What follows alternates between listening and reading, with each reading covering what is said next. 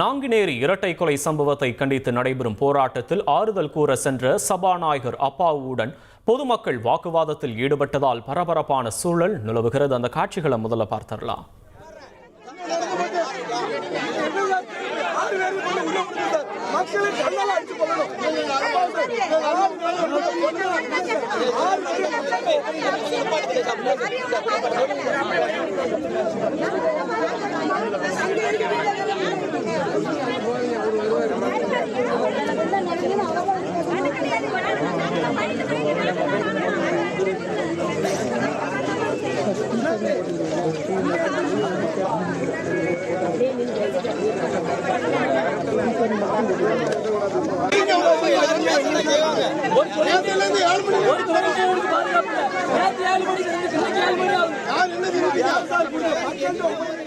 கூடுதல் விவரங்களை செய்தியாளர் ராமசுந்தரம் வழங்க கேட்கலாம். ராமசுந்தரம், வணக்கம். போராட்டத்தில் ஈடுபட்டு இருக்கக்கூடிய பொதுமக்கள் சபாநாயகர் அப்பா கிட்ட என்ன சொல்றாங்க?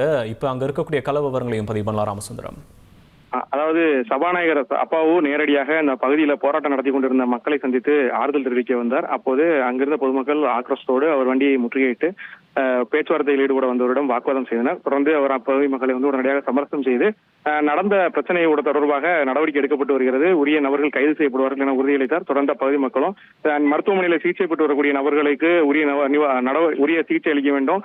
அதே போல உயிரிழந்த நபர், அதாவது உயிரிழந்த ஜானின் குடும்பத்தினர் மாற்றுத்திறனாளிகள், அதாவது வாய் பேச முடியாத மனைவி இருக்கிறார், குழந்தைகளும் சிறிய குழந்தைகள், அவருக்கும் தேவையான நடவடிக்கை எடுக்க வேண்டும் என்ற கோரிக்கை வைத்தார்கள். அதனை ஏற்று செயல்படுவதாக அவர் தெரிவித்திருக்கிறார். மேலும் இப்பகுதியில் பெரும்பத்து பகுதியில் செயல்படக்கூடிய இந்த டாஸ்மாக் தான் இவ்வளவு பிரச்சனைக்கு காரணம், அந்த டாஸ்மாகை அப்புறப்படுத்த வேண்டும் என்ற கோரிக்கையும் வைக்கப்பட்டிருக்கிறது. இது குறித்து மாவட்ட நிர்வாகத்தோடு பேசி உரிய நடவடிக்கை எடுக்கப்படும் என தெரிவித்திருக்கிறார்கள். தொடர்ந்த பகுதி மக்கள் பல்வேறு கோரிக்கைகளையும் முன்வைத்து வருகிறார்கள். சபாநாயகருடன் வந்திருக்கக்கூடிய மற்ற நபர்களும் அவரோட கோரிக்கையை கேட்டு அறிந்து கொண்டிருக்கிறார்கள். தொடர்ந்து அவர்களுக்கு தேவையான நடவடிக்கைகள் அனைத்தையும் செய்து கொடுப்பதாகவும் சொல்லப்பட்டிருக்கிறது. பொதுமக்களின் கூட்டம் அதிகமாக இருப்பதால் போலீசாரும் அப்பகுதியில் குவிக்கப்பட்டிருக்கிறார்கள்.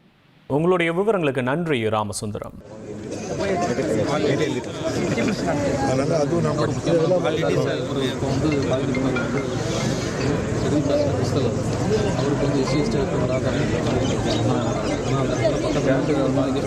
ஒன்று நீங்கள் படித்த தம்பி அதை நம்ம சொல்லலாம். சட்டத்தில் என்ன இருக்கோ அதுக்கு என்ன உண்டோ அதை நான் படிக்கிறேன்.